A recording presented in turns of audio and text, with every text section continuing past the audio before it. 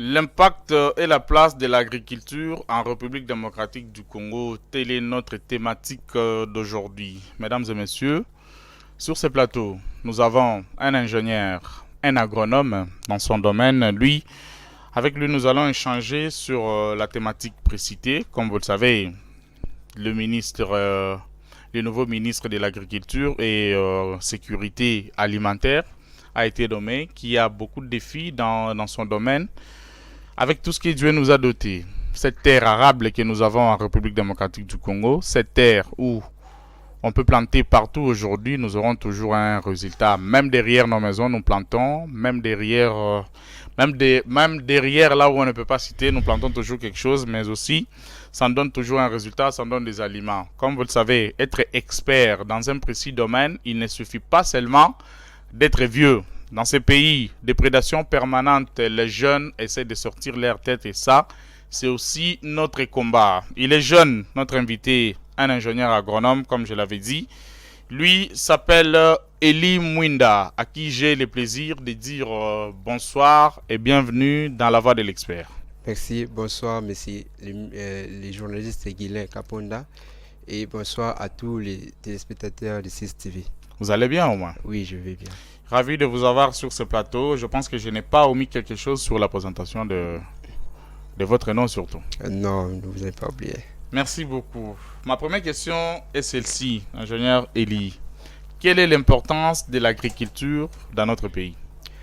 Bon, l'agriculture dans notre pays est une importance très capitale, surtout, car l'agriculture assure la sécurité alimentaire en étant un domaine majeur de l'économie, en contribuant à la développement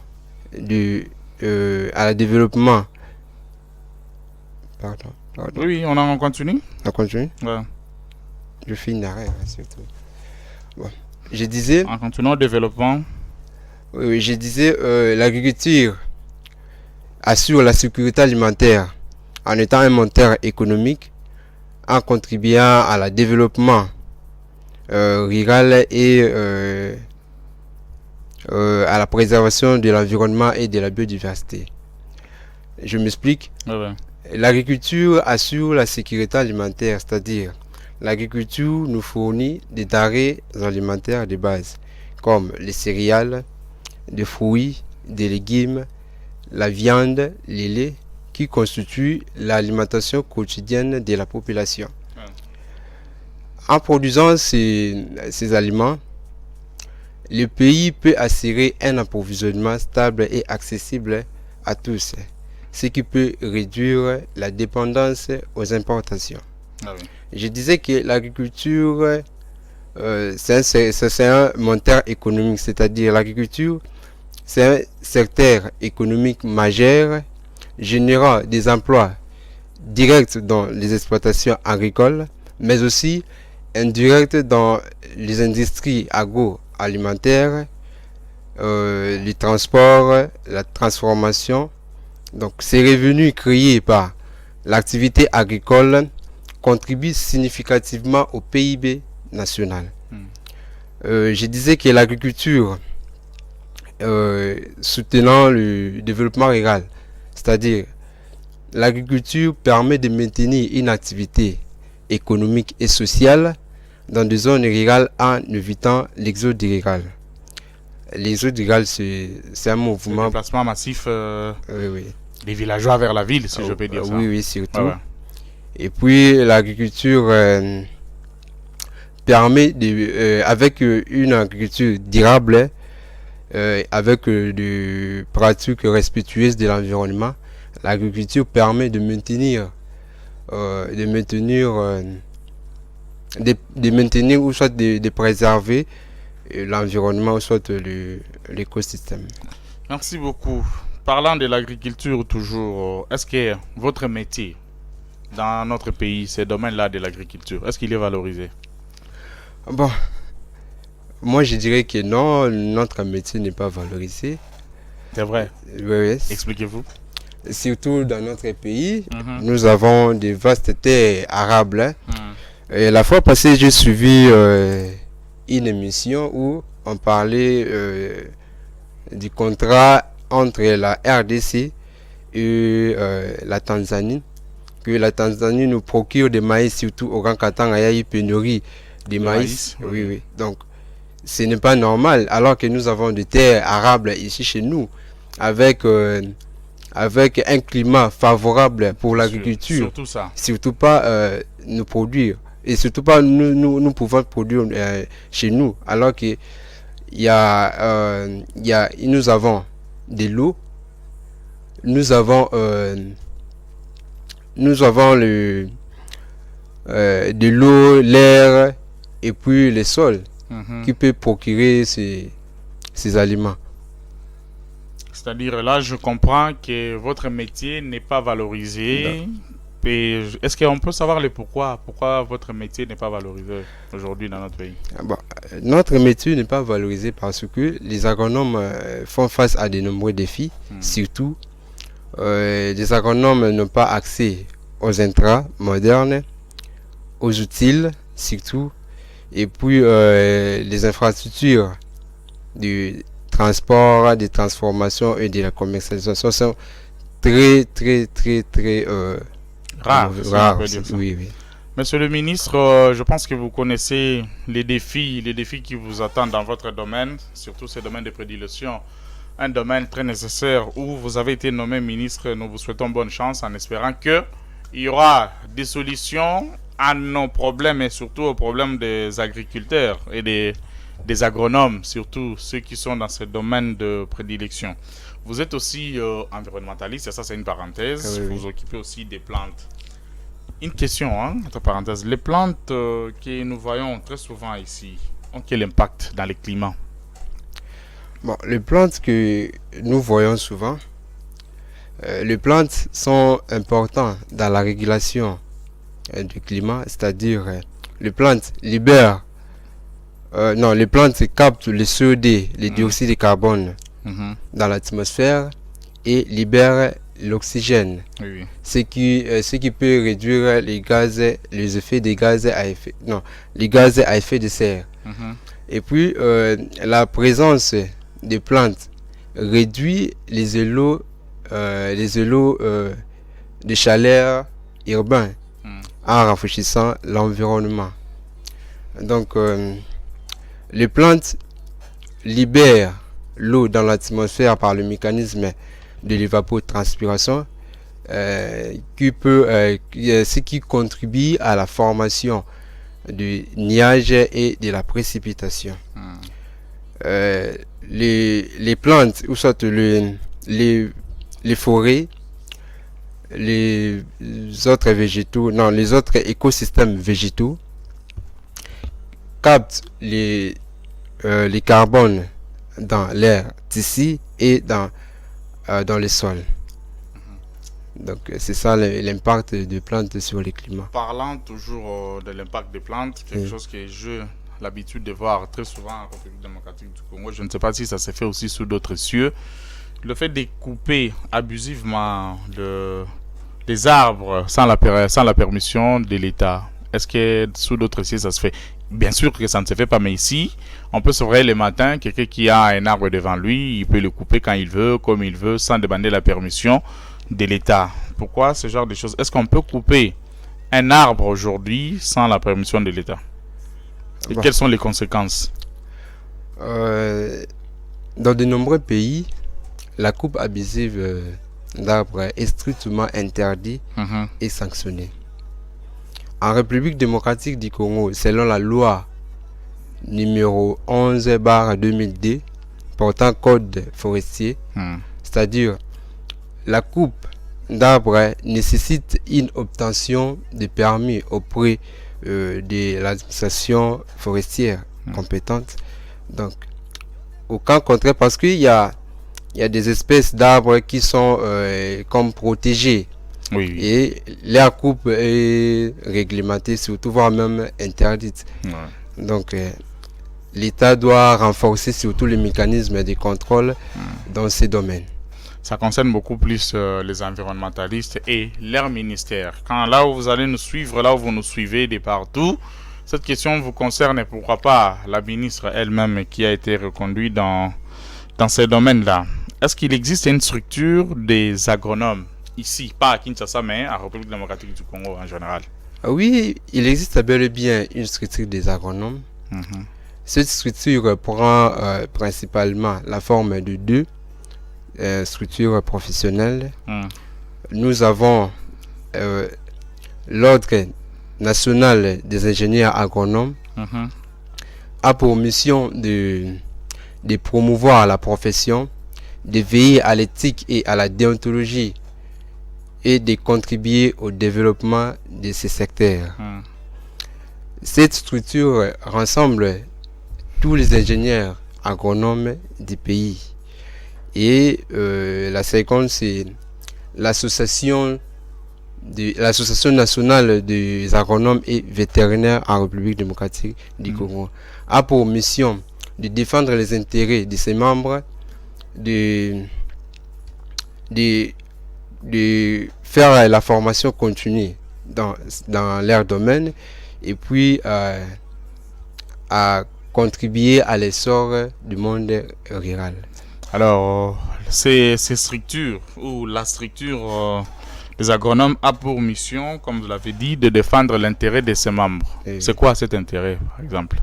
bon, les intérêts de ses membres, c'est-à-dire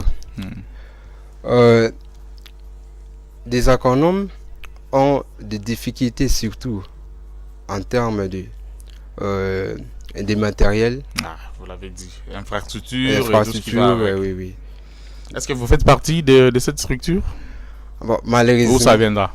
bon, j'espère que ça viendra malheureusement. C'est quoi les conditions? Quelles sont les conditions pour faire partie de ces structures-là? Bon, pour le moment, je n'ai pas encore eu des informations sur l'intégration de ces associations. Bon, j'espère qu'avec le temps, je vais faire de mon mieux pour intégrer.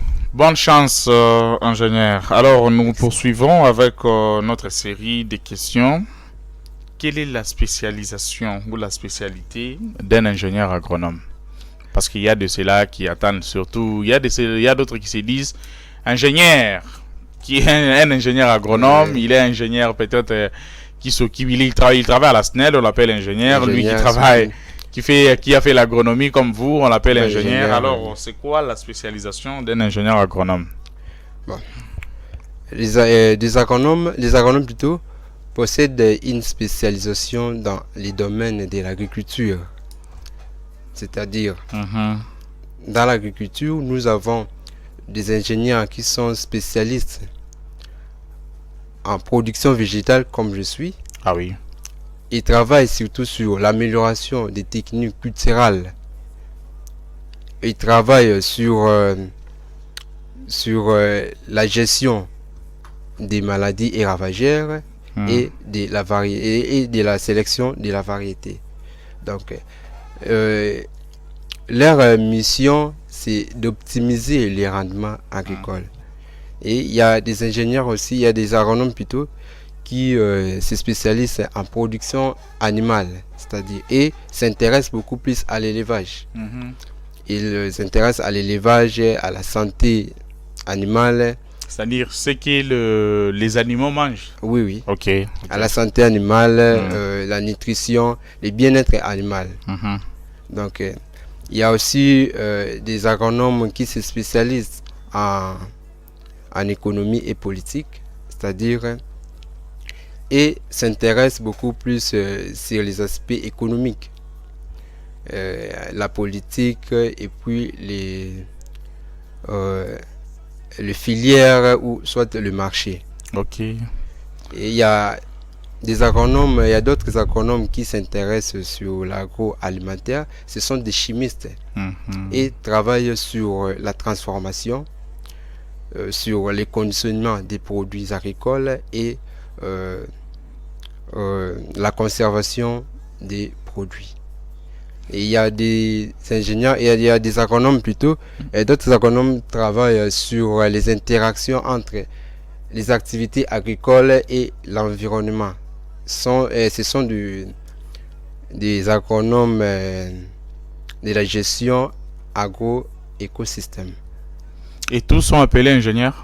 Oui, et tous sont appelés ingénieurs. Ingénieur agronome Ingénieur agronome et spécialisation. Ah, Il y a ok. des différentes spécialisations. Ils sont tous ingénieurs, mais plusieurs spécialisations. Oui, oui. Là, j'ai appris, je pense que tout le monde qui nous suit a appris la même chose aussi comme moi. Quels sont les principaux défis auxquels l'agriculture en République démocratique du Congo est confrontée, notamment en termes de rendement, d'accès aux intrants et aux infrastructures? Bon, les principaux défis auxquels l'agriculture de notre pays est confrontée, en termes de rendement, les rendements agricoles faibles, c'est-à-dire malgré que les pays disposent de terres fertiles, les rendements agricoles faibles, c'est-à-dire que les manques d'accès aux intrants, c'est-à-dire les intrants, c'est quoi déjà? les C'est un intrants, terme un peu professionnel que beaucoup de gens ne peuvent pas comprendre. Oui, les intrants, ce sont je peux dire, ce sont des semences améliorées. Ok. Ce sont des engrais. Donc, voilà. Oui. Et les pratiques, ou soit les pratiques agricoles traditionnelles et peu productives, le vieillissement des vergers, c'est-à-dire des plantations, et puis manque d'accès aux infrastructures, accès limité aux infrastructures, c'est-à-dire le réseau routier sont très limités et puis en mauvais état. Et ce qui rend difficile surtout sur l'acheminement des produits récoltés vers le marché. Les infrastructures de transformation, les infrastructures de transport et de la commercialisation sont très souvent en mauvais état. Donc, surtout d'autres infrastructures, donc il n'y en a pas.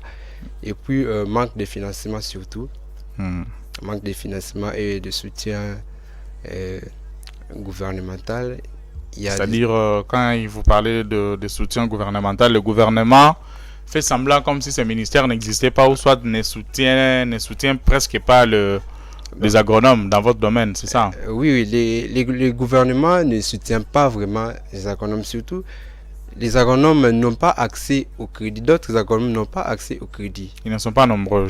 J'ai appris ça quelque part aussi. Oui. Et puis, à d'autres mécanismes de financement. Donc, ce qui pose un peu problème d'investir sur les différentes techniques modernes ou soit des pratiques agricoles.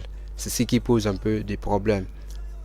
Et puis, faible mécanisation et équipement rudimentaire. C'est-à-dire, la majorité des travaux agricoles se fait toujours manuellement et avec des outils traditionnels. Au moment où le monde a évolué, il faut des machines, il faut des tracteurs, tout ce qui accompagne la mécanisation aussi. Donc, c'est ça la mécanisation. Oui. C'est ce qui vous manque. Vous en avez ou soit vous n'en avez pas carrément. Soit vous en avez mais c'est peu ou soit carrément il n'y en a pas. Bon, je peux dire qu'il n'y en a pas. Il n'y en a pas. Si c'est peu, c'est insuffisant. Moi, j'ai une photo de vous que j'ai reçue quelque part en faisant mes recherches. Je vais pas vous montrer. Je vais vous la montrer après. Vous étiez quelque part sur un engin. Je ne sais pas, c'est le vôtre ou c'est le gouvernement, soit je ne sais pas moi d'où ça vient. Ça viendra. Parce que vous avez dit qu'il n'y a pas d'engin, mais moi j'ai vu vous-même en train de travailler dans le champ avec l'engin. Je ne sais pas d'où ça vient. Bon.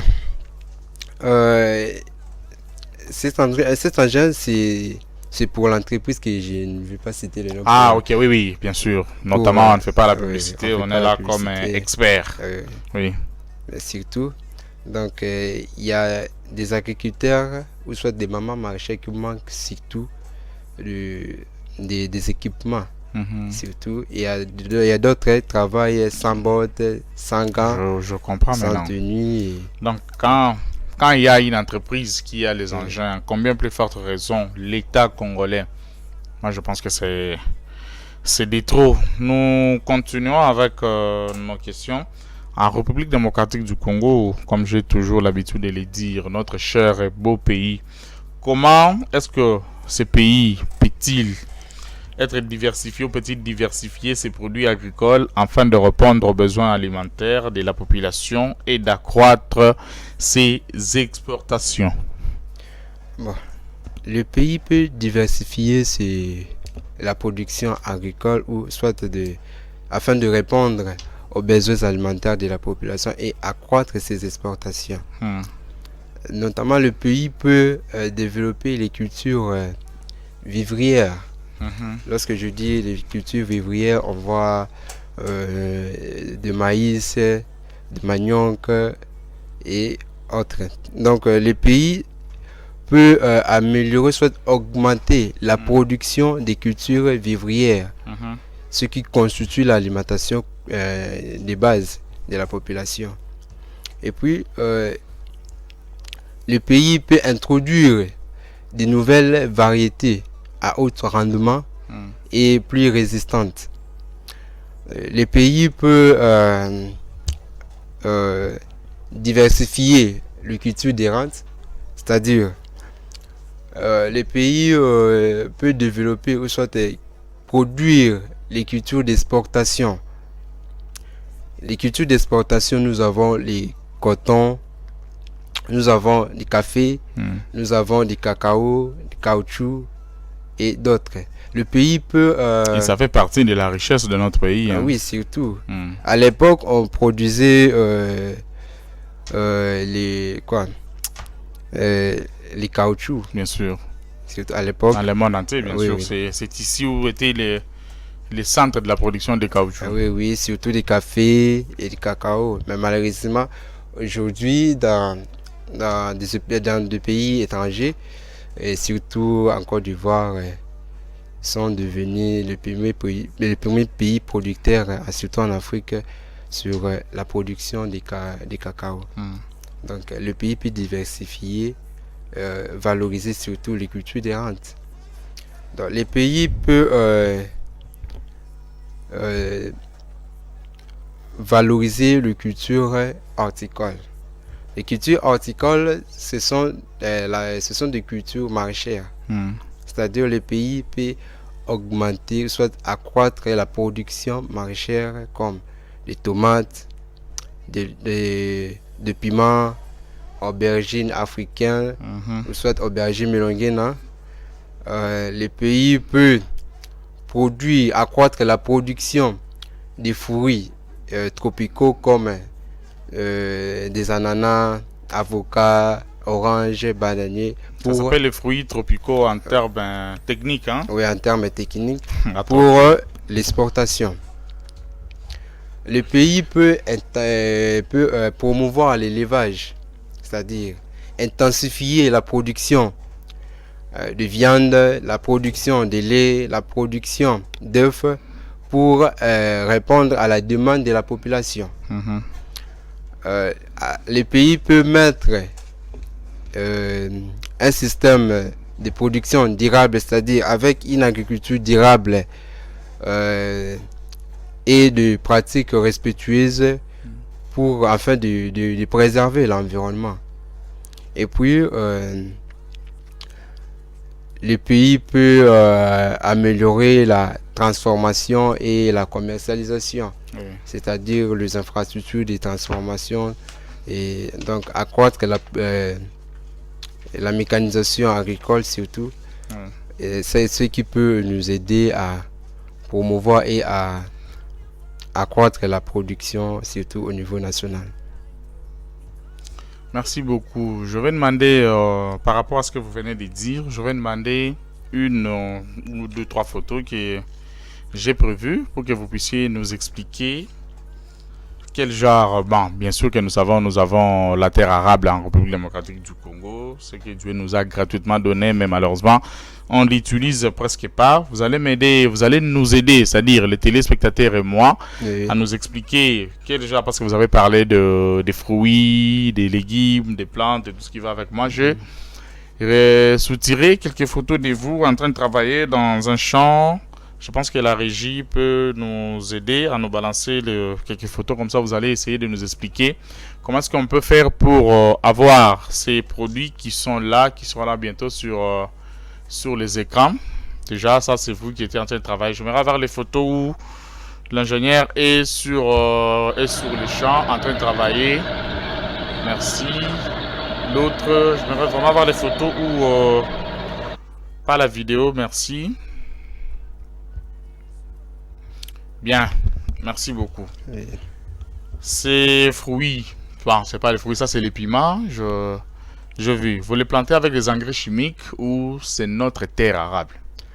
Bon, d'abord, d'abord, c'est notre terre arable, Hmm. c'est-à-dire, il y a du fertilisant d'accompagnement surtout, mais pas vraiment, on n'utilise pas vraiment des engrais chimiques. Mhm. Nous voulons valoriser surtout l'agriculture durable avec l'agriculture biologique, c'est-à-dire du fientes des poules, Hmm. des lisiers des porcs, surtout des composts, ce qui peut contribuer contribuer au développement de la plante. Donc ce n'est pas Des engrais chimiques. des engrais chimiques. Et après avoir planté ces produits pareils, on peut récolter après combien de temps, par exemple? Bon, surtout ce sont des poivrons. Les poivrons fait 3 mois avec la pépinière. Avec la pépinière, ça fait 3 à 2 semaines. Par quelle magie nous manquons tout ça au moment où ça ne traîne même pas, au moment où nous avons une terre gratuite que les dieux nous a donnée? Par quelle magie, qu'est-ce qui nous arrive parfois pour manquer les produits agricoles dans nos marchés? Très souvent c'est cher et tout. Comment est-ce qu'on peut expliquer cela? Bon, actuellement, d'abord, prenons ceci. Bon, je vais expliquer. Oui, oui. Il y a d'autres produits qui sont, par exemple, sur la route qui mène vers les Bandundu. Et surtout là-bas, il n'y a pas vraiment assez de routes. Soit les chemins, donc la route, elles sont vraiment en mauvais état.